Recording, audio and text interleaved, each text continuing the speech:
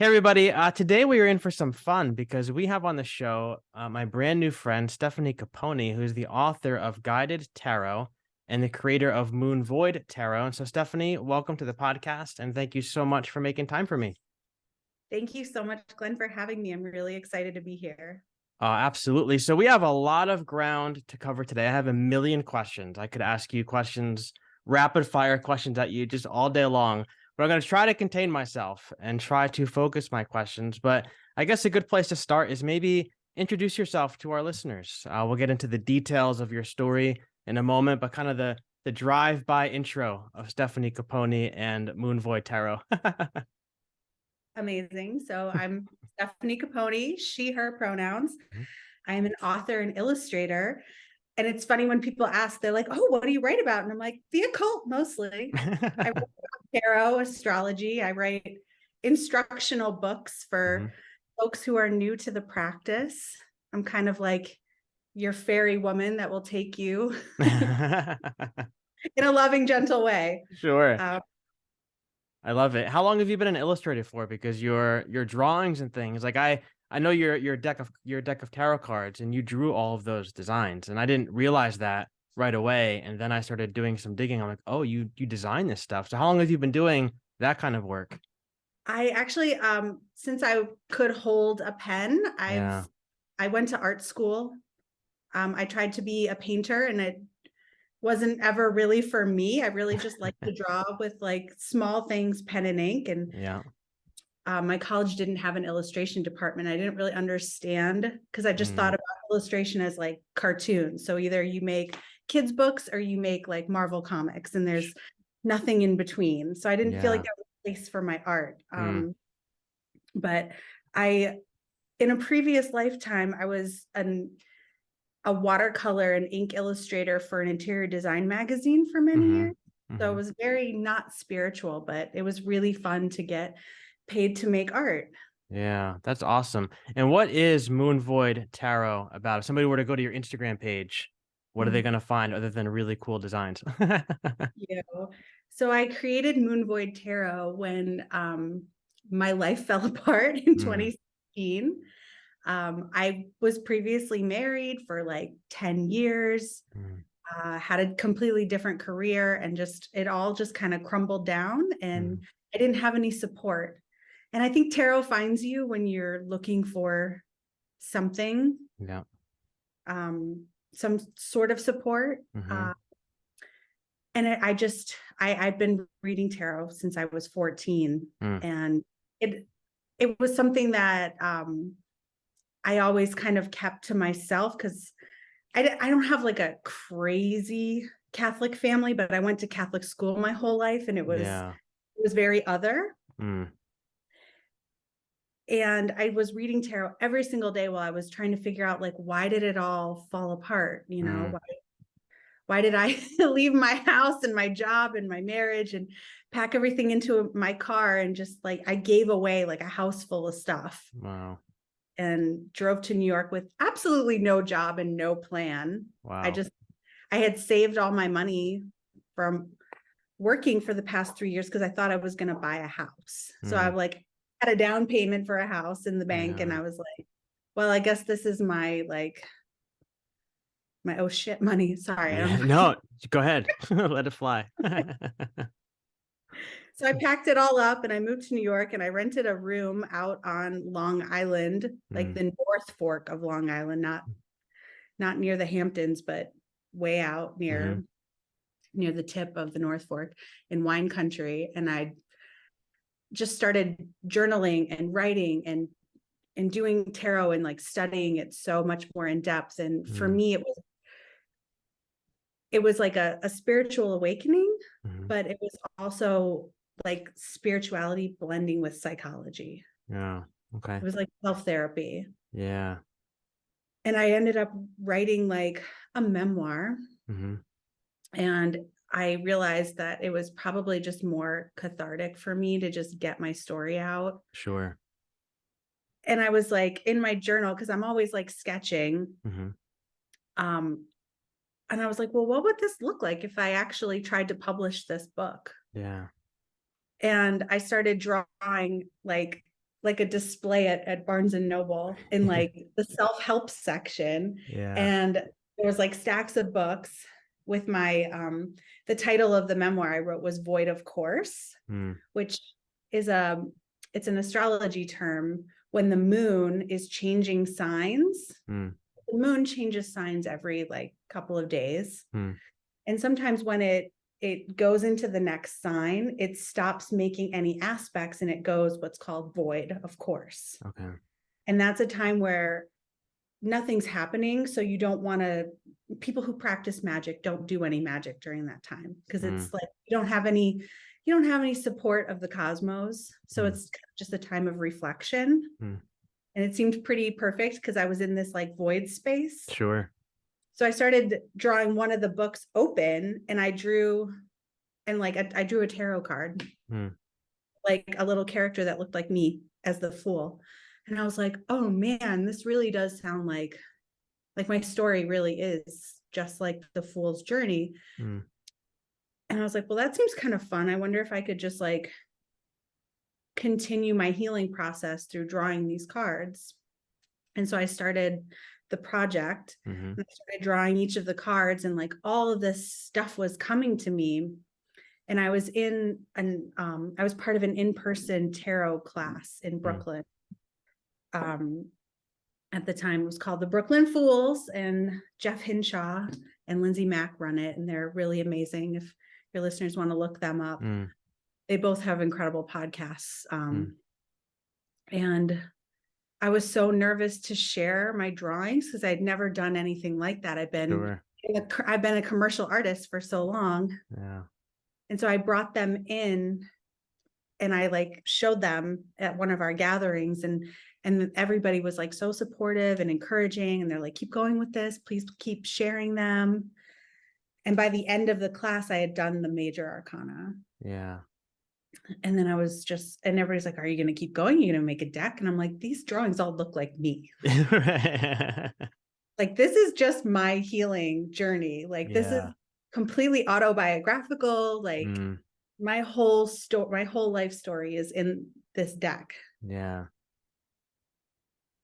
And I just had nothing else to do. You know, I was still like living in New York, living off my savings, trying to figure out, you know, process a divorce and all the grief. And I ended up making the rest of the deck. Wow. And then crazy stuff started happening.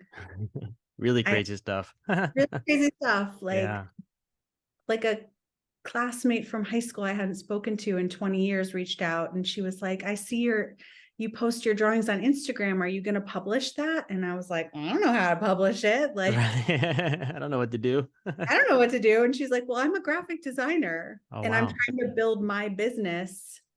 She worked for a big corporate company and she was going off on her own. And she's like, I'll help you. I'll lay it all out. I'll help you find a printer. And then all of a sudden another person came in and they were like, hey, do you have a website? And I was like, a website? Like I started historical. I can tell you how to make egg tempera and like refinish a Renaissance painting. I don't know anything about that. And she was like, well, it's my job. It's what I do. I like work with startups. So funny you asked. That's what I do. Right.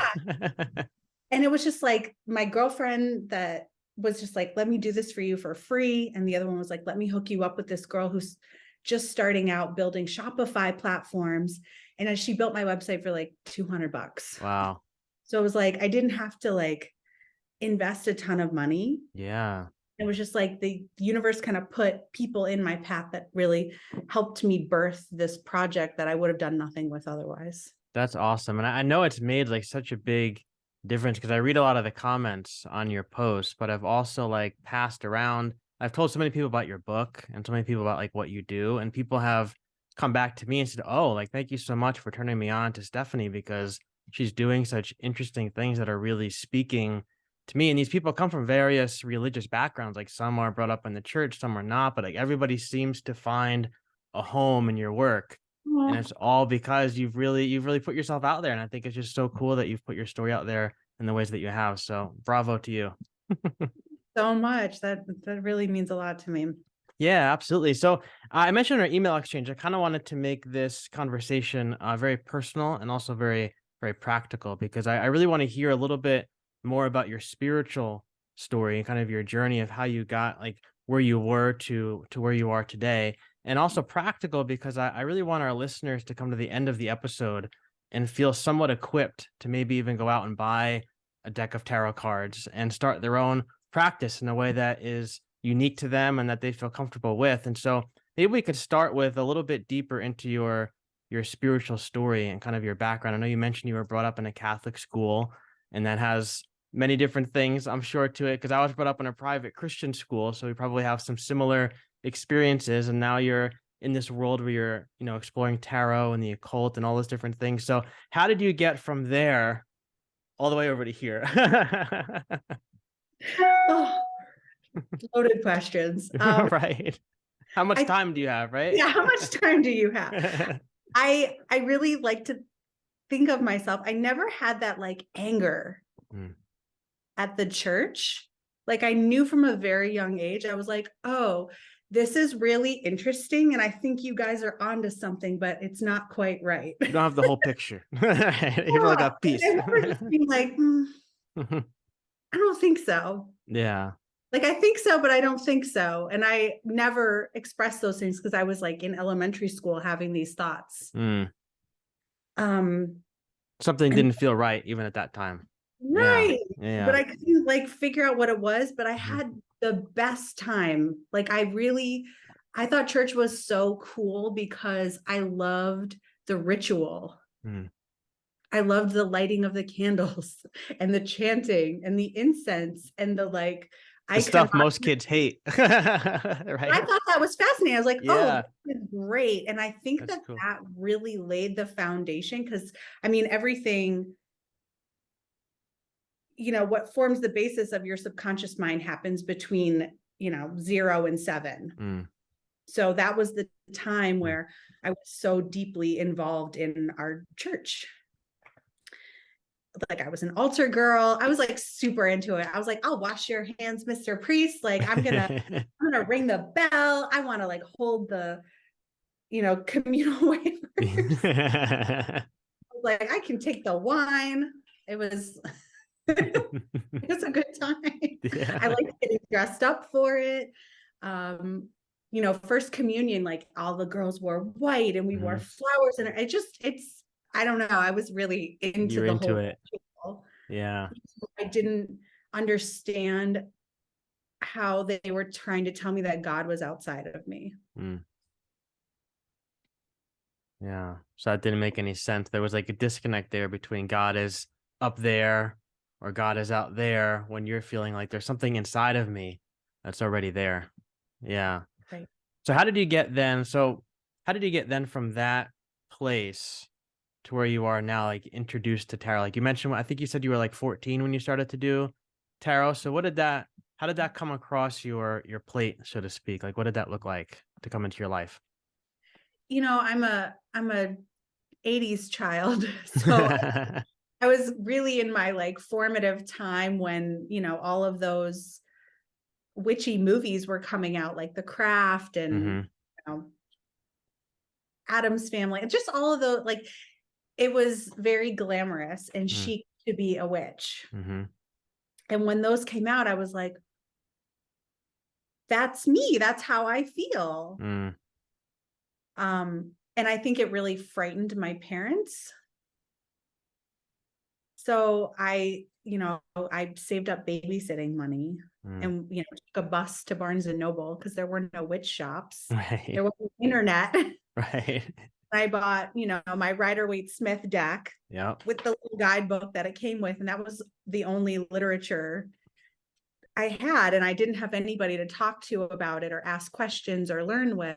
Mm. And I didn't even know that that was like a community that you could be a part of until I was in my 30s. Mm. So I just kind of like played with it on my own and Mm-hmm. tried to figure it out. But again, even that didn't make sense to me Mm-hmm. because I didn't understand how when they would discuss the court cards, the old school books, they would be like, the Knight of Cups is a young man with like this complexion and this color hair. And I would be Mm. like, but not everybody's white. Yeah. Yeah. Like, I don't have any men in my life like this. I'm like 16. Like, is this my dad? I don't get it. And Yeah. that never quite resonated either. So I think I was always very attracted to spirituality, but just very like, I don't think so. Mm. And I didn't realize that you could question. Yeah. And that spirituality is really just, it's something deeply personal.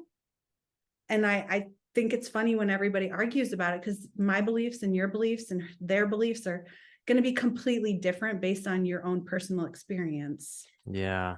That's been one of the biggest eye-opening things for me. And one of the reasons I started this podcast, because similar to your story, like this podcast is just my story, just my journey. And I had someone encourage me that I should make my journey public because other people are probably asking the same kinds of questions you are. Like I grew up in this very fundamentalist evangelical setting where it's very black and white and we're right and you're wrong and everybody's gonna be like us. And I started to ask lots of questions. Like when our daughter was born, she had to go to the NICU, and I remember sitting next to her, and she was in the tank, and she grabbed on my finger, and all of a sudden, I'm like, "How could this child be sinful?" Because that's what I was taught that all babies are born with a sin nature. I'm like, "How is this child sinful?" And that started to all these questions started to just explode.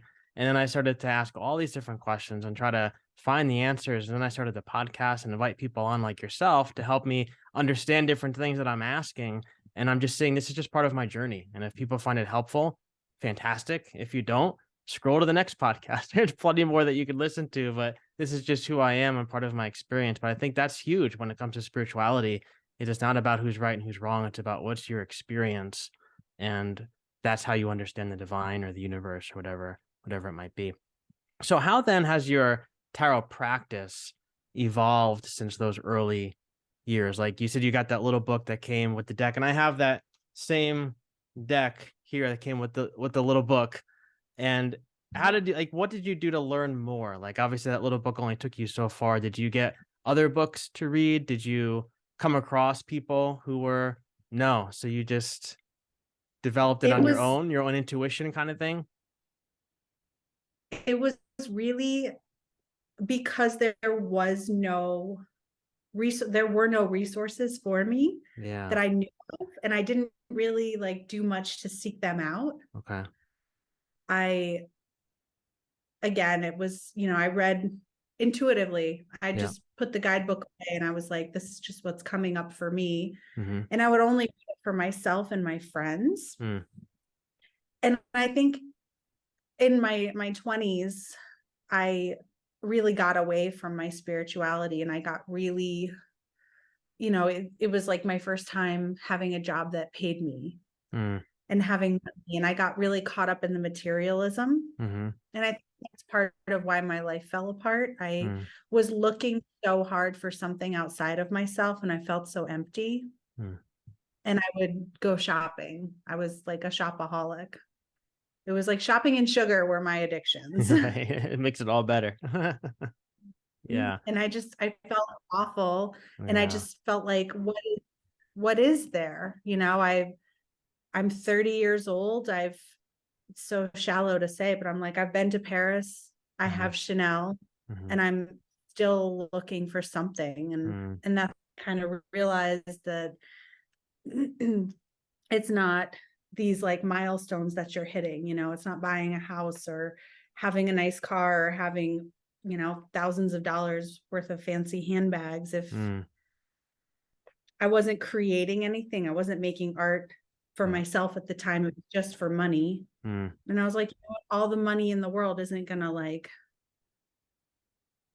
And my ex-husband didn't understand it, and he was like, I'm so sick of hearing about this tarot like and Mm. astrology, like stop Mm. analyzing and deducing based on the stars. Like, I don't believe in any of that. Like, Mm. he was very much an atheist, Mm. which is fine. I mean, like, Sure. believe what you want, but I feel like that's having no concept of just how wonderful a spiritual practice can feel Yeah. in times of grief and darkness. Yeah. There's a disconnect there between you and where he right? was. Yeah. It was just like a lot of hedonism. Mm, And that just, it felt really like icky to me. And I mm-hmm, couldn't figure out. mm, So I kind of went on that journey alone, but it wasn't until my early 30s that I realized the internet was this amazing place where you could connect with people all over the world that these like little niche things that you are too. yeah.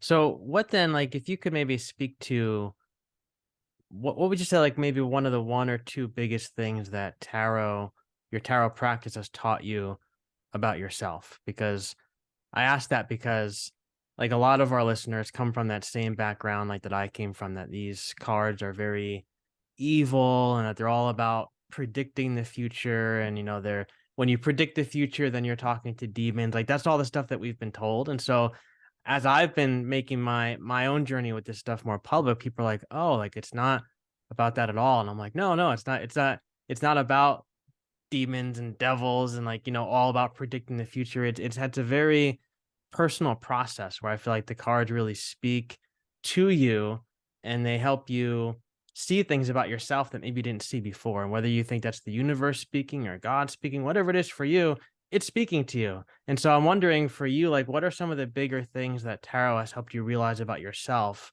that maybe you wouldn't have realized if it were not for your practice? So I couldn't agree with you more. Tarot came into my life, as I said before, when I really needed support. Yeah. And I didn't feel like bouncing it off other humans was doing anything for me. Like the Yeah. therapy wasn't giving me what I needed. Hmm. And I feel like I used tarot as like shadow work. I was Mm, like, I'm ready to confront all of these things that I've been afraid of. I think yeah. that the demons, it's not a literal demon, it's Mm, your own demons, because we don't like to admit that there is darkness. mhm, Every person, when you were saying, and I was thinking about this, talking about your daughter in the NICU and how mhm, you felt like, how could she be, a sinner? How could she, have evil? But it's every human. I think the human experience is making peace with the mhm. dark parts and the light parts. Yeah. The tarot is a really safe bridge Mhm, to speak to God, to mhm. speak to the universe, and to take those things out that we're afraid to look at and Yeah. admit about ourselves. And I think that that's what I use it for. I came up with this spread, and it's in the book. It's the Mhm, shadow work spread. And I would just be like, what part of my shadow am I gonna like work on healing today? Like what wants to present? Because mm, I'm tired of it's ruling me. And I've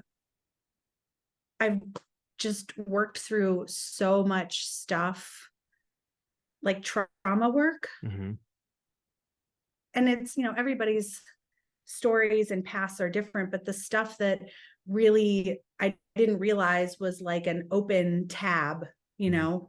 like an open browser tab, like all of my energy in the background, Sure. like draining my battery. I'm like, swipe up. That's what tarot does. Like, Yeah. oh, that we got to look at that. Oh, I didn't even think of it, but it's the imagery that sparks your intuition. Whatever you see, if you're putting your intention to that sort of, and I guess we'll, kind of talk about that with like doing, I can give examples, but Sure. whatever come up, it's like, oh, that's the thing. Mm, Like I healed so much childhood trauma that has helped me get to this next place that I'd never got to with therapy. yeah. That's so cool. It's just neat that it could be a personal tool to help you go deeper. Because I think you're right. I think that counseling and therapy, all that stuff can only take you so far.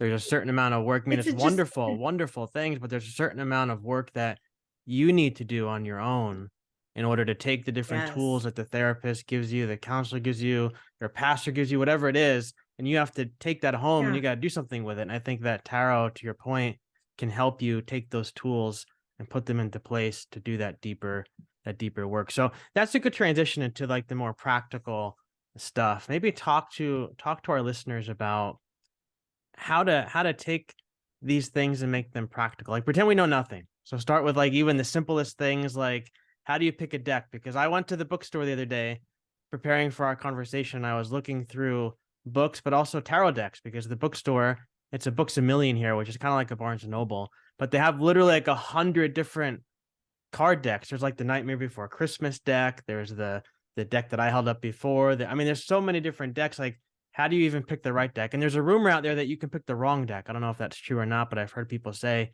you can pick the wrong deck. So you got to be careful what deck you choose. But anyway, so talk to us about that. Like, how do you know what the cards mean? Like, should you get a guidebook? Like, you obviously have a wonderful book, Guided Tarot, but like, should you get your book, other books? Like, how do you even do all this stuff? What about the spreads? Give us a crash course, like tarot for dummies. Okay. Amazing. So I'm like, woo, let me So many follow things. that back.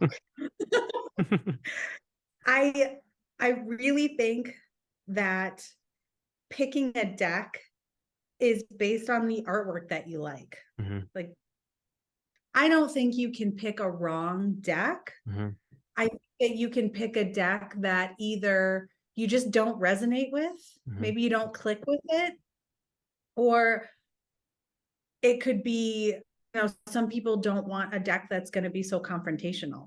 mm, Decks that I have decks that I'm like, you're going to read me to filth, and I don't want that today. Like, I need mm, something more difficult. mm, But I think that comes with developing a relationship with the deck. mhm, I started my tarot journey with the classic Rider-Waite-Smith deck. mhm, It's really the deck that almost all modern decks are based off of, mm, that type of imagery. So you can't really go wrong getting any of the modern decks, because they're going to be a version of a Rider-Waite-Smith, which is the universal meaning of the cards. okay. When I wrote Guided Tarot, I tried really hard to leave the religion iconography explanations out of it. Mhm, So that way, if you found a deck that felt more inclusive, that didn't just have heteronormative white people on it, mhm, there are so many incredible decks that are just so diverse, mhm, but you'd be able to use that book with it. mhm, That was my intention. yeah. So I think it's really comes down to finding a deck that the artwork speaks to you and you feel represented. Mm. I mean, like, I just got this deck. It was a Kickstarter deck. It's called the Black Femme Tarot, and they're all like black femmes, Oh, that's cool. and their bodies are gorgeous. And it's, I think, changing the cultural narrative. You need representation. Yeah. You can't, like, don't just pick a deck where you feel like it's you, which is funny Mhm. because like my deck, me, It but a lot of literally is people. you. So I personally like to add in other decks that are Mhm. completely not me, because I want to see those bodies in my life. Yeah.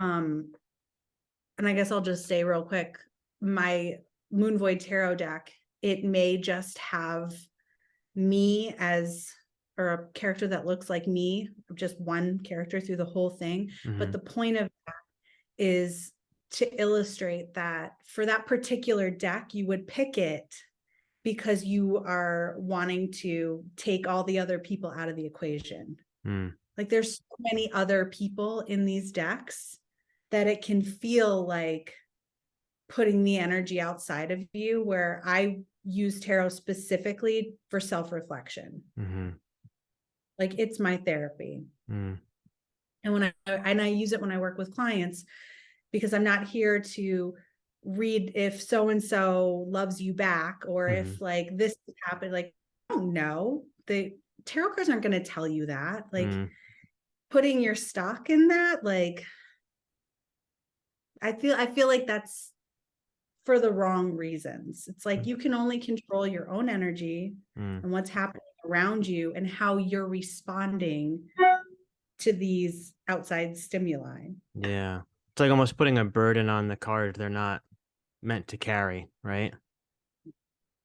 Yeah. I Hmm. think that that's also very important when you're choosing a deck, is having the intention around what you're trying to do, what you're trying to work through, and coming up with useful questions, and like asking tarot, like, oh, what do I do?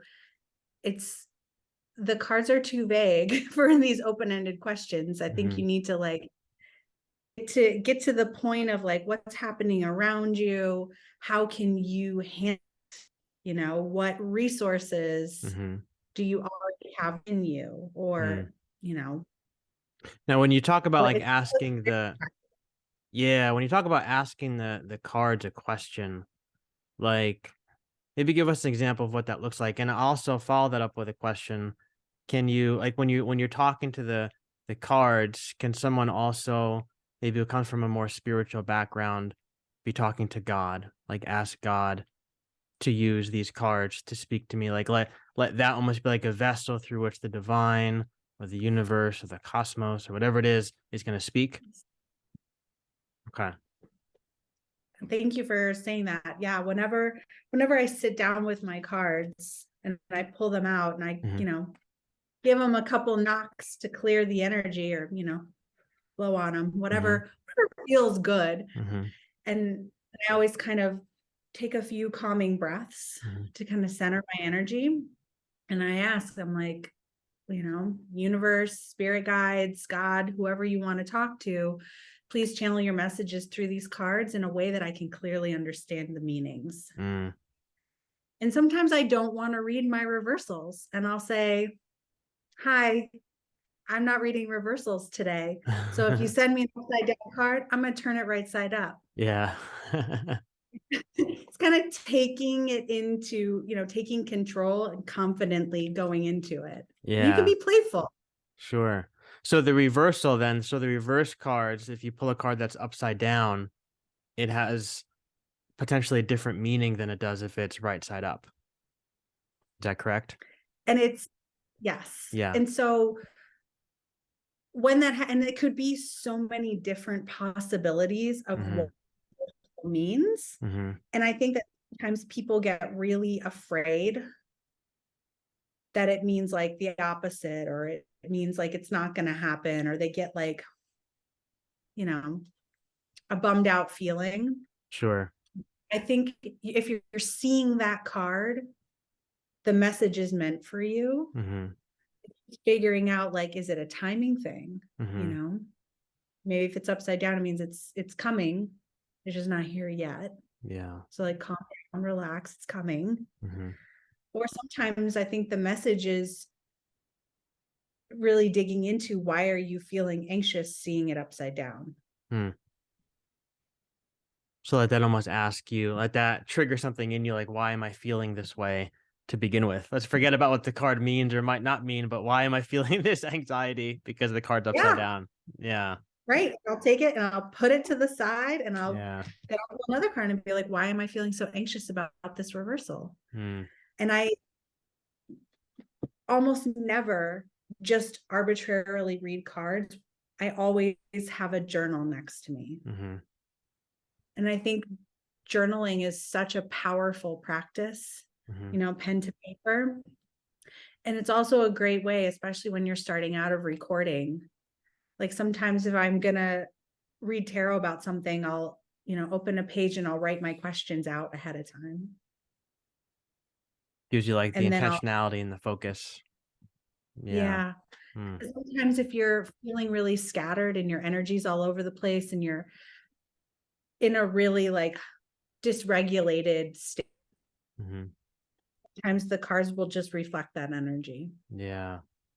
I think And you're it's not the going to get a yeah, and the journaling piece I think is really important because I've started journaling. I've been doing like a tarot practice for maybe like 4 or 5 months now. So it's been almost half a year, almost half a year. But last like 3 months, I started doing journaling because I noticed that I was pulling the same card like every few days. The same card would pop up. I'm like, that's weird. But then I noticed that I would see something different in the card every time. But then I couldn't remember what I saw in the card last time. So I'm like, I got to start writing this down so I can remember what I was thinking the last time. But like I've pulled one card, I have it here. It's the Four of Cups, where the guy is kind of sitting up against the tree.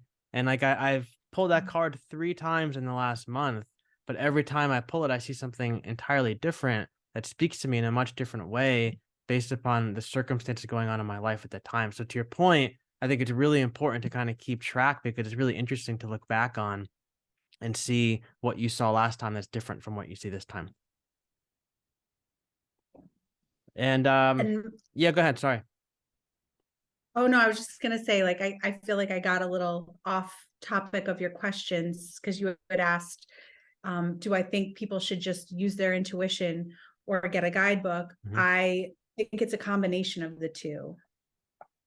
I think that having a guidebook is a great self-guided hand-holding tour of just getting, because I mean, there's 78 cards. It's a lot of information. Yeah. And I think tarot is this gift that keeps on giving. But I love my book because I think it really helps people find that bridge between studying and learning to trust their instincts and their intuition, which I Yeah. think ultimately is the goal of tarot. It's not to predict the future. Hmm. It, we're taught in this society to ignore our intuition and ignore our instincts Yeah. and rely on what is logical and what is seen. Mm. And that's just not reality. Especially if you've, grown up in a religious background, you're taught to believe in miracles, Hmm. but you're taught that only God can do the miracles. Yeah. And the reality is God facilitates miracles through people and through events and through energy. Yeah. Whatever you want to call it, the Yeah. universe. It's there is so much that is unseen that just need to trust Yeah. in order to allow a flow instead of forcing, white knuckling so hard to make things happen, where you could, surrender. They say let go and let God, like that. Yeah, that's the thing. Yep. And when you look at nature, nature knows what is unseen. The animals know in danger. Yep. Animals know when it's, when the seasons are shifting and it's time to do these things. They don't have alarm clocks and they don't have books that they study. They just rely fully on their instincts and what is unseen. So why would we be any different? That's right. That's right. And That's a really, yeah, no, that's a really good point. And I never actually I never made that connection between animals and humanity, but we're all part of that creation, and we all come from the same, like the same dust, the same cosmic dust. I like to say we all come from the same thing, and like I think we can look at nature and we can maybe see something that we've forgotten in our very analytical society where we've got to know all the different things. We've got to have a blueprint and a plan. We've got to study. We've got to know. And when you look at like an animal, like I can look at my dog who knows it's going to rain because she gets super anxious and she'll go hide in the corner because she's nervous, but she knows it's coming because she's relying on that. There's that intuitive sense that something's about to happen. And I think, like you said, we've been taught to crush that and kind of push it away. But one of the things I wanted to say, just to plug your book, and not to not to not to puff you up, but I'm really serious about this for our listeners, that this book, you give just enough information in there to give you a taste of what each card means, but you don't you're not like preaching it to me, so to speak. You're just like laying it out there, but then it gives you just enough to awaken your own intuition to run with it even more. Because I've read some different, like I try to pull a card every morning, and I always have your book there, and I'll read something in your book. And I'm like, oh, that makes sense. but then that leads me to something else, which leads me to something else, which leads me to something else. So your book is like a good springboard, like a diving board to kind of jump into the water, and it awakens. If the intuitive sense is asleep, your book helps awaken it and helps it kind of keep running. I think that was like the whole goal Mm-hmm. with the book. Which actually, I don't know, like how much time we have, but that's a pretty wild story of how the book came to be. I have as much time as you have, so but there's always a part two. We could always do part two. Right. Yeah, it's it's really nerve-wracking when you're first starting out because everybody wants to do it right. Yeah. But it's so personal and so individual. Mm-hmm. And also when you're reading tarot, like for yourself, by yourself, nobody's looking, and you're not going to give yourself bad advice. It's again, it's really just reconnecting to your instincts and your intuition, and looking at the world in a way that we've been taught not to. Yeah. So last question for you. Which before we're gonna do like a short tarot reading. You're gonna do a little reading for us. But before we get to that, the question I had just came up with my wife the other night. We were talking. I was telling her I was gonna be talking to you, and she follows you on Instagram too. And she said, one of the questions I have, and I feel this sometimes too, is that growing up in the church, we were taught there's a verse in Jeremiah that says the heart is deceitful above all things. And so there was this almost like need to suppress the heart, suppress the inner voice, suppress the intuition, because you need to listen to God. God's voice is in the Bible. God's voice is coming from your pastor and from the pulpit. Like that's who you have to listen to. And the internal voice you can't really trust. And so now her and myself are both in this place where we're trying to awaken that inner voice, that intuition.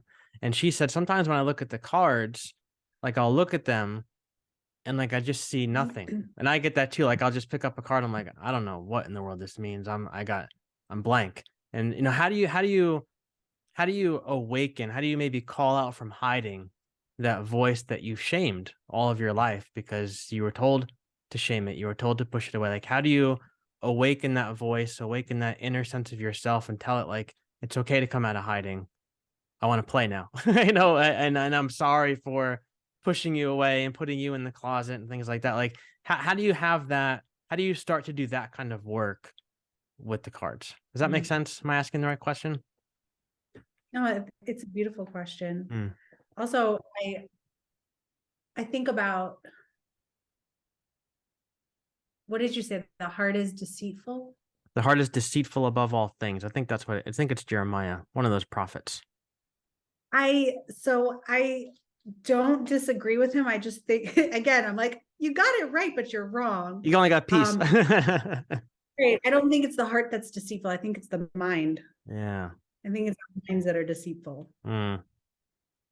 I think our minds are always trying to rationalize. Mm-hmm. They want to be able to fit everything into a box that makes sense. Yeah. And that's what shuts down the heart. Mm. And what the heart wants doesn't always make sense. Mm. And it can't be rationalized. Mm. And so it feels like it's deceitful and can't be trusted. Mm. I think being really, really, really gentle with yourself, especially when you see those cards that don't make any sense. I mean, I get that too. And I'm just like, why? Like, and then I'm like, you know what? There's something here. Mm-hmm. I'm going to write that card down, but I'm going to pull another card and be like, can you give me like some more information? Like, that's not really telling me anything, or like, I don't understand. And then I'll look at the cards and see kind of like what, what's coming up, what the relationship between those two. Like I really enjoy reading them visually. Oh, wow. I just pulled the 4 of Cups. It's weird. Right. But The I'll fifth look at time for me in them. the last month I've seen that card. Funny. But I'll look at, the 2 cards. Like if I pull the 4 of Cups and I'm like, I'm not really feeling, bored or apathetic. Mm-hmm. Not really what I asked about, and I'll ask for more information. I'll get like the 3 of Wands and it's reversed. Mm. And I'll look at like what the relationship, and I'll be like, oh, she's looking at that. But she's Ah. also like, so maybe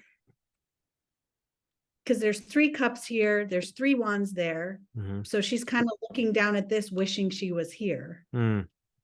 Down. So it's like, oh, maybe it's the inspiration you're looking for is under your nose, but you're Mm-hmm. not seeing it because you're just kind of thinking about like what you don't have Ah. versus the Interesting. possibility of what you could have. Like, Yeah. I like to look at the visual story. Yeah. I like that. And some people colors, Yeah. they'll be like, the colors of this card are really like speaking to me. And then the colors of this card are like completely contrasted. But I'm always like, what way is the body facing? Like, Mm. what are these colors? Like, if they were in a conversation with one another, what would they be saying? Mm. And I think that, There's I a mean, million. yeah, and I think just hearing you say that, I think it's important for our listeners to realize too that there's layers of meaning to the cards, right? Like you might start with just looking at the general picture, and then as you get more comfortable with the pictures, you might start to look at the colors. As you get more comfortable with the colors, you might start to see different elements. Like there's such fine details in some of the cards that you don't see just when you first open it up and look at it, that after you study it for a while or meditate on it, you start to see these different little things. Oh, you have a cat too. What's your cat's name? 3 This cats. is Luna. Luna. 3. We have Pixie. Yeah, Luna. Oh, Pixie. So cute. Love cats. But Cat yeah. lady. Yeah. So anyway, so I think there's different levels of meaning. But anyway, so I wanted to end our time with maybe you doing a reading for us. I had asked you an email because I wanted to make sure that it was okay first. But I don't know how you want to do it, but I would love if you would pull a card or 2 cards, however it's going to work for our listeners, and maybe leave us with a encouraging word from the divine or the universe, whatever it might be, for our listeners, that I think just demonstrates the beauty. Because when you see somebody else do it, people who are listening who might be a little bit, I don't know about this, is kind of scary to me. I think when you hear it done and you see the beautiful poetic way that it can come across, I think it helps people drop their guard a little bit and feel a little bit more comfortable with the whole conversation that we're having. Yeah, I think I don't know why, but like this message feels like it wants to come up. Because I kept shuffling and seeing the star at the bottom of the deck. Hmm. And the star is really a card about hope and faith. Hmm. And I think that, everything that's happened in the past few years has shaken everybody so much, and everybody's, nervous systems are pretty shot. Mm-hmm. And I think that having a tarot practice is so helpful to feel grounded. Mm. Because there's so much that we can't control. Mm. See, it's right on the bottom. Star. Mm. There it is. It's one of our. Hmm. All right. So like I shuffle, Mm-hmm. take a couple of deep breaths, get calm. Also, taking a couple of deep breaths clears your mind. And I think it's really good to remember to do that. I think that having that as part of your tarot practice also then works its way into your regular life when you're Mm-hmm. feeling like, oh yeah, I could just breathe. Start to realize how much you hold your breath throughout the day, right? I noticed I started doing like meditation last year, and I realized how often I'm holding my breath and not even realizing that I'm doing that. Yeah. I think it was tarot that taught me that. I was like, oh, this feels so good. Right. It feels good to breathe. It feels so good to breathe. Ooh, I like our cards. All right. So the star was our overarching energy. And I pulled 2 cards in addition. Just, what do listeners need to know today? Sometimes it's not so much in the future. It's just, what's the energy of today? And we have the 6 of Cups. You can hopefully see the artwork on that. Cups are their love, emotions, relationships, and 6s are about reciprocal energy. And so this is a really great card of nostalgia and home and family. And I think it's probably really interesting. We're talking about the childhood experience and growing up a certain way. And this card is also feeling really safe.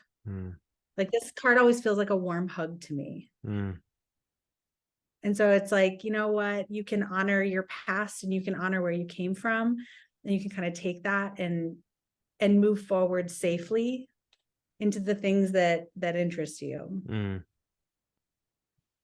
then the card that came with that is the 8 of Wands, is a card about speed. Wands are fire, like very passionate, very fiery, very action oriented, and it's about things moving quickly. So kind of having this like safety to move forward. Like I don't feel any judgment from these cards. I think a lot of fear of judgment is just our, the universe reflecting to us our own judgment. Like, what ways are we judging ourselves? We're much safer than we think we are.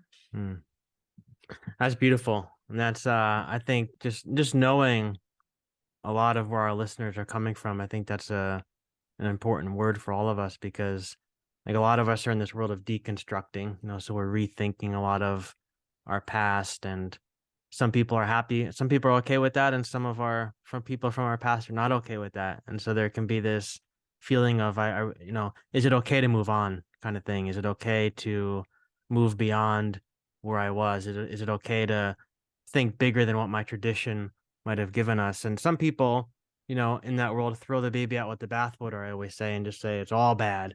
But there's other people like myself who are saying, I don't think it's all bad. I think there's a lot of good things from my past. And what can I pack like the fool? What can I pack in my little bag that I can take with me on my journey that was helpful for me to make me who I am today, but yet move beyond that? And I think that those cards you just pulled are almost like a permission slip, so to speak, to move beyond where you were and keep exploring on your journey. So that's what the podcast is all about. So that's perfect. That's awesome. You're doing really good work, and I'm so grateful to be here and be part of it. Thank you so much. But we are just about out of time, but this has been a lot of fun. So thank you for taking the time to join me. And really quick, I know Instagram, I'm going to put all your links in the show notes, but where would you point people to today to go and interact the most with you and your work? I believe that Instagram at Moonvoid Tarot is kind of where I live on the internet. I also, my website has a ton of great information and ways to work with me and links to all of the different things that I offer. And then it's also where you can sign up for my like monthly newsletter. Which I try to make it just be, it's like where I get to be most of service. So instead of like trying to pitch you all the things and clutter your inbox, I try to I give astrological insights of the month, and I always put out a tarot spread and how to interpret that particular tarot spread. And I also feature people that are in our coven, we call it Void Coven, that have a magical practice. Either they, a lot of people that have a spiritual business or a podcast or something that they just want to share and then a part of their practice. So usually it's like a way to find you. And then also like, what do you do? What are your rituals? What are you like into? What tarot spread are you loving? And then you can share that. So I'm trying to make it really community based. Yeah. Where other people can interact and find one another. Sure. Through that. Less of like a marketing. It's just everybody's like trying to sell something, so you have a different approach, which I appreciate. Moonvoid Tarot is unfortunately out of print. I was going to ask you that if it was coming back, or so it's it's not a traditional deck where it's one deck. I have every couple of years, like she talks to me and she says, I want to change. I'm not who I used to be. I want to share this leg of the journey. So it's always in small batches. And then when I feel done with that energy, I move on from it. Yeah. And the third edition, I just sold out and I'm not going to reprint it. I'm at some point going to put out a fourth edition. I'm just not sure how that wants to happen yet. And I'm not forcing it. I'm just, but I do have guided tarot and guided tarot for teens that just came out that you can get on Amazon or Barnes and Noble or anywhere you can buy a book. They're all available. And you have a box, I believe, that comes with the guided tarot and a deck, correct? Yes, they finally put it out there where you get the book and a deck. Yeah. And it's a great value. And again, it's everywhere you can buy a book. And also the young adult fiction series that's tarot based. It's a beautiful, really wonderful, inclusive story. And it's really interesting because it takes place in Ireland and they're kind of fighting this church group, this like very right, like alt-right church group that I don't want to spoil it, but it's really great. And I illustrate it. So I don't write it. Caroline O'Donoghue writes it, but the third book is coming out in the spring and my astrology book is coming out in the spring. So please stay up to date. Yes, I'm super excited for the astrology book. We have guided tarot and now you'll have guided astrology. And it is actually a workbook to teach you how to read your own birth chart. Well, that's cool. That's fun. Well, you already have an invite to come back on a podcast to talk about it. Open invitation. You. Thank you. Thank you, Stefanie. I'll put all your stuff in the show notes and we'll do it again soon. Amazing. Thank you, Glenn.